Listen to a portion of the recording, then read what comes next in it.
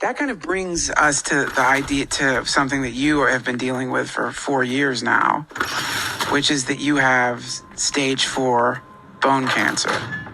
Metastatic breast cancer. Metastatic breast cancer. And this is an extreme version of a tornado knocking a house down, because 4 years ago you called to tell us that you had 6 months to live. Wow. God, that is so fucked. The possibility that there is some kind of force that will take us out when it's time to go out is nothing that I can do anything about. Right. So I may as well make peace with it. Right. It's easier to go with the flow of that particular river than it is to try to fight it. That there is that possibility. We're all going to die. I know.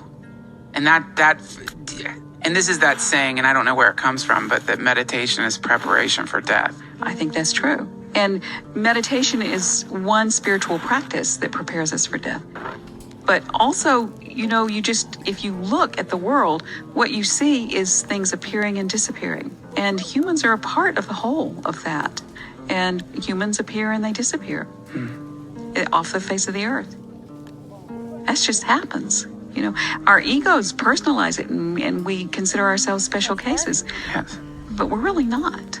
We are part of the whole, and everything in the whole transforms all the time.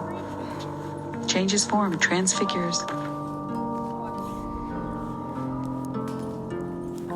You're a special case. It's because I'm your mama. No, I know this transfigure. I know, but come on. There's no way to stop the heartbreak. What do you do about that? You cry. You cry.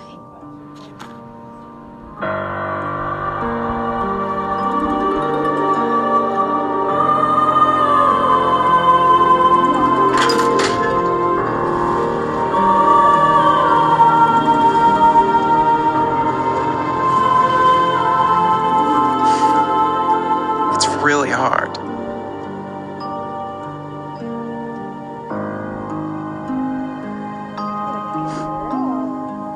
But it's definitely something everyone's got to, deal with. Yeah.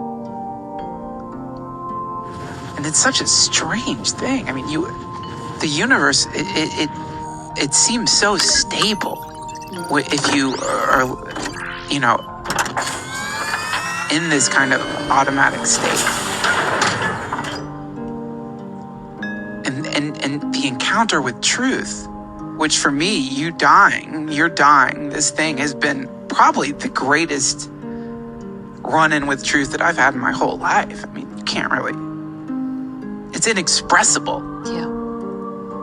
But it's not like it makes you feel, this is not a feeling of this is not a desirable feeling. No.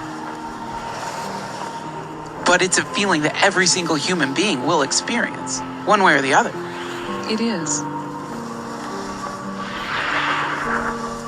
But so many of us are spending so much time engaged in just ridiculous activities, it seems like, just to try to avoid this experience. Exactly. People really try to avoid the consideration that they are going to die and the people they love are going to die. It opens your heart. It breaks your heart open. Yes. Our hearts have been closed because we've closed them. We've defended ourselves against pain. And this opens them.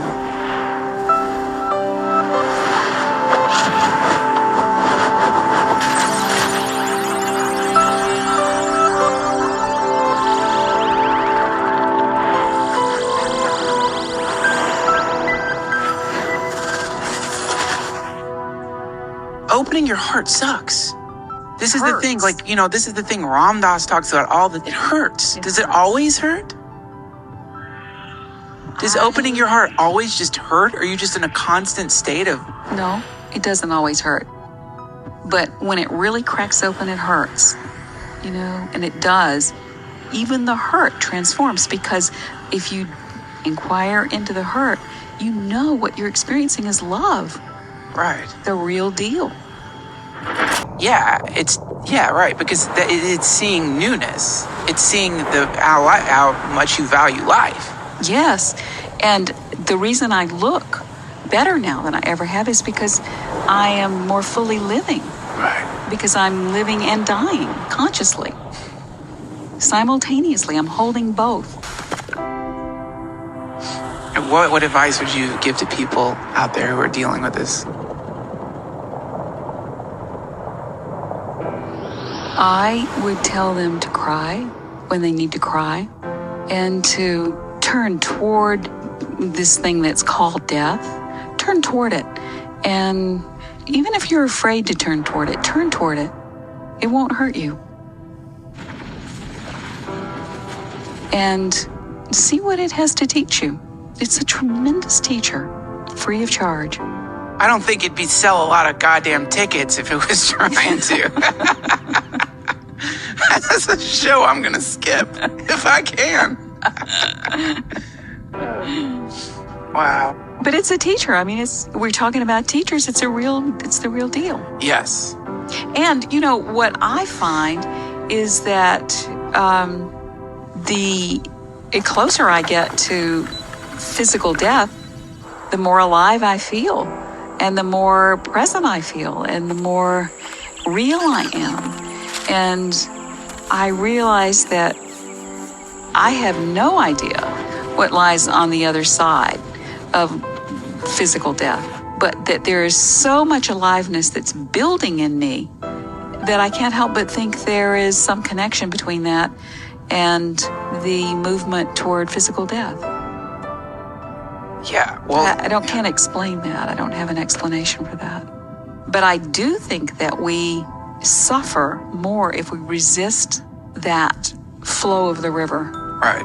It's always flowing. That if we try to get over there to the side so that we can get on the bank and be exempt from the flow, that's where we begin to suffer. Right. More and more. It's just letting go into that thing. Yes. And the amazing thing about letting go into it is that you find that this thing called love is supportive, that it holds us. It has a quality of benevolence that we might have never noticed. And we ask, what's that? What is it that has the quality of benevolence? And the only word that I can come up with is reality. Reality actually has this quality of benevolence. Yes. Right. And even benevolence is a very small word for what it is, isn't it? Yes. It's just so intense. This experience of love energy is so powerful that to combat against it, we build an entire life, an entire ego to try to not feel it. Yes. It's just so overwhelming. It is. It's a killer. It's ego death. Yeah. Not desirable. It is desirable, and that's why it hurts. It's ego death. Your heart cracks open, and your ego is dying. Right. But you find that ego death is a transfiguration. It's an alchemical transfiguration. Yeah.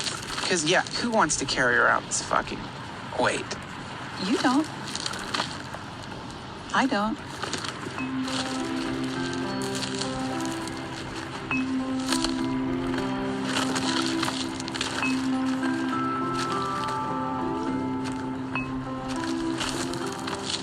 Well, I love you very much, obviously.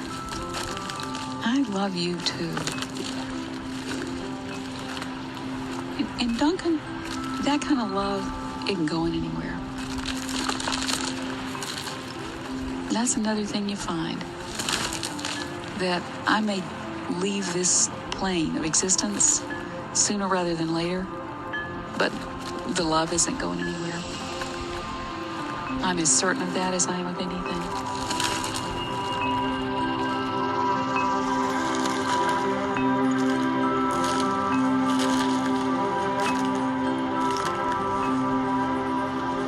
Right. I believe you. Hey, darling, it's Mom. Just calling to say hi and see how you're doing. Hope you're doing well and you had a nice weekend. And I was just calling to chitty chat. So, you take care and give me a call soon. Love you. Bye-bye.